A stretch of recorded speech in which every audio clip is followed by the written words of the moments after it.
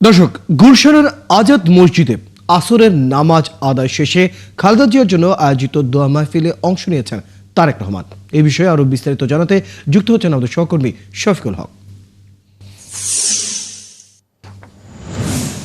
শফিকুল, তারেক রহমানের আজকের কর্মসূচির বিষয়ে সর্বশেষ কি তথ্য রয়েছে জানাবেন?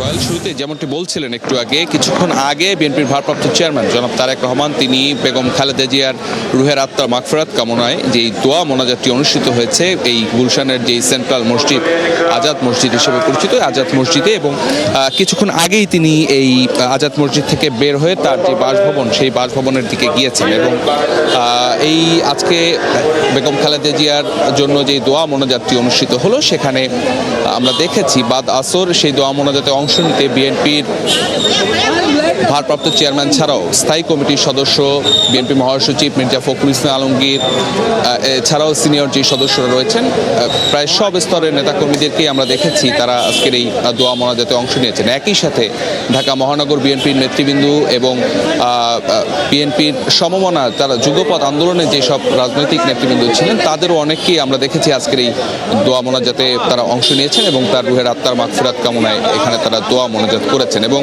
তারেক রহমানের কর্মসূচির বিষয়ে যেটি জানতে চাইলেন রয়্যাল, একটু যদি শুরু থেকে যদি বলতে হয়, তিনি আজকে জুমার নামাজ আদায় করেছেন নেভি হেডকোয়ার্টারের যে জামে মসজিদ সেই মসজিদে তিনি তার জুমার নামাজ আদায় করেছেন। এর পরবর্তীতে তিনি বাসায় গিয়েছেন।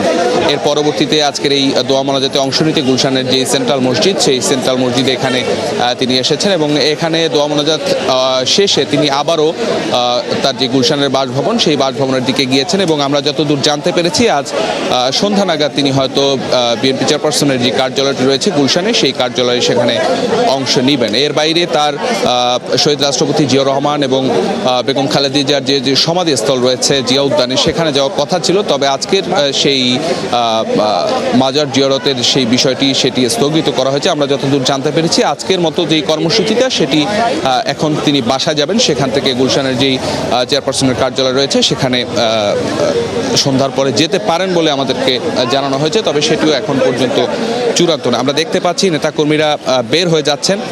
বেগম খালেদা জিয়া আপনি দেখেছিলেন যে গত পরশুদিন তার যখন জানাজাতে অনুষ্ঠিত হয় সেই জানাজায় মানুষের ঢল নামে এবং তার প্রতিফলন আজকের এই দোয়া মোনাজাতে আমরা দেখতে পেয়েছি যে প্রচুর সংখ্যক নেতাকর্মী সহ সাধারণ মানুষ বেগম খালেদা জিয়ার জন্য যে দোয়া মোনাজাত অনুষ্ঠিত হলো সেখানে অংশ নিয়েছেন। তো রয়্যাল এই ছিল গুলশান আজাদ মসজিদ থেকে আমার কাছে সবশেষ তথ্য।